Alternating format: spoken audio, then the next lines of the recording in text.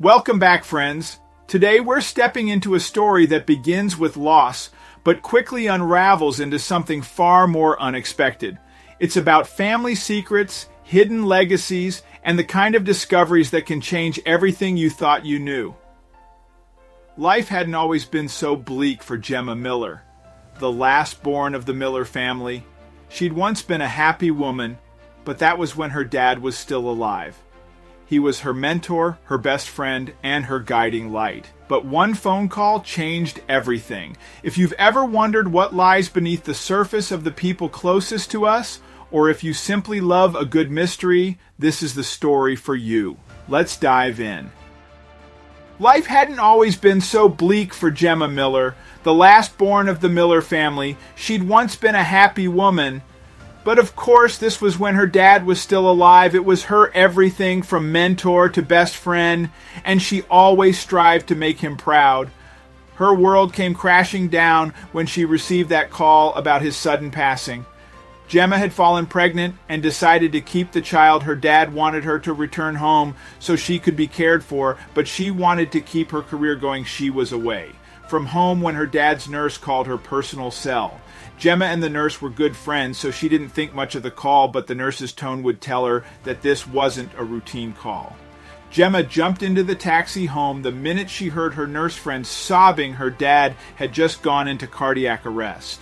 As her taxi pulled into her family farm, she saw the many car lights in the drive and knew she was out of time. The worst thing had happened. The following days were a blur for Gemma, who was stuck in a perpetual whirlwind of stomach-shoring grief and guilt. Everything had blurred into nothingness around her. She only snapped back to reality when the family Loy called her name one evening, standing in the middle of the living room with her dad's will in hand. Although Gemma's dad wasn't the wealthiest in town, he had a few properties around the county that turned heads. His lawyer read his will solemnly, dividing up the properties among Gemma and her 3 siblings. She thought she'd get something of value from everything.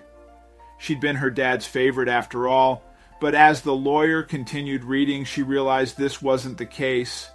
Gemma's relationship with her siblings hadn't always been the best. In fact, they rarely got along. Big brothers loathed that she was the most similar to their dad, while they were high school dropouts who didn't bother to do anything with their lives. Gemma had worked her way to college and was an assistant veterinarian in town. Gemma's dad left everything to her big brothers, save for a derelict barn some yards away from the family home. The lawyer was barely outside the house when her brothers kicked her out. They didn't care that she was in her first trimester of pregnancy or that she was their blood and flesh. "Dad's no longer here to protect you," they said triumphantly. "Go to your barn and sleep there."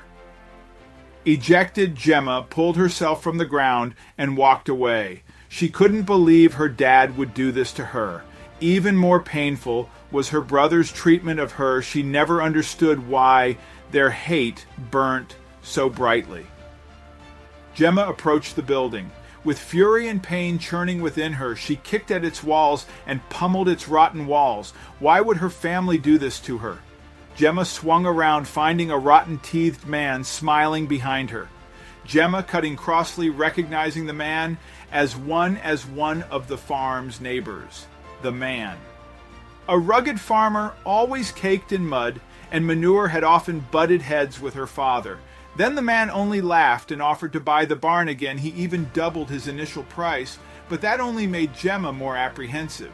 She'd never known her dad as someone who kept secrets before.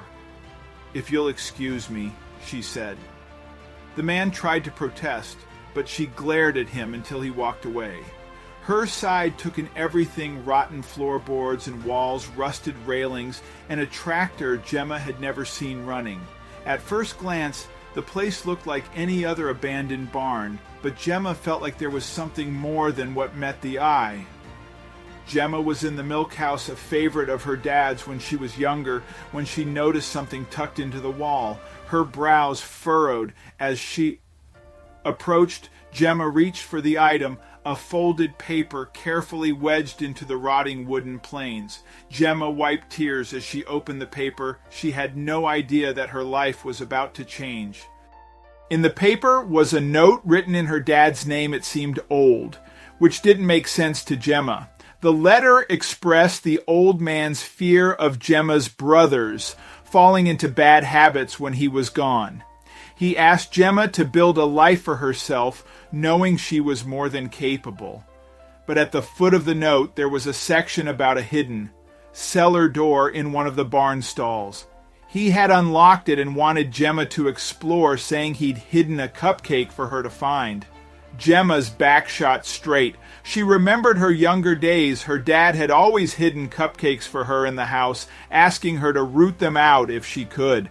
9 out of 10 times the cupcakes weren't pastries, but items such as storybooks and kids' novels. And after a few minutes of searching, Gemma found the cellar door hidden under piles of dry hay and straw.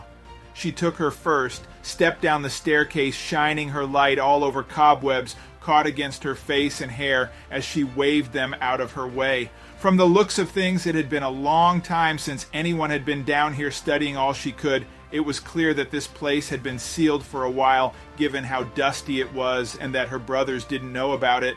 Regardless of how old it was, Gemma continued exploring. She didn't expect to find much down here, but the premise of a treasure hidden somewhere made her heart beat faster. If only she knew the secrets that her late dad had kept from her and her siblings. She stared at her F-mind suddenly, frozen in place. Her lungs constricted and her mouth ran dry. How could her dad hide such things from his family? Gemma thought she'd always known her dad. She was his confidant in his older days, and he'd opened up about so much to her, but he never failed to mention all this in his stories. A sickening rush fired through Gemma. She couldn't tell if it was fear or excitement as she walked into the room. One thing became clear to her. Dad wasn't the person she'd always believed he was. When we are young, we see our parents as our heroes. The possibility of them being dangerous individuals in the outside world never occurs to us. For Gemma, such secrets would be laid bare tonight. Cupcakes, she whispered. Cupcakes, lots and lots of cupcakes. Before her, lined on the room's floor, were wrapped packages. They covered every inch of the room, from one wall to the next. Gemma squatted down and carefully picked up the first one, which had another note stapled to it. The message was short, giving her a clue of what was happening. My little cupcake, the note started. What makes a whiskey? Exquisite its age here are the best 1960s had to offer. Find Miss Livingstone. There was a phone number on the paper. He will help. Gemma opened the package, almost falling back when she saw the fainted Malin logo on a bottle of whiskey. Another package had a Glenfiddich bottle. One vintage bottle like this could go for thousands of dollars.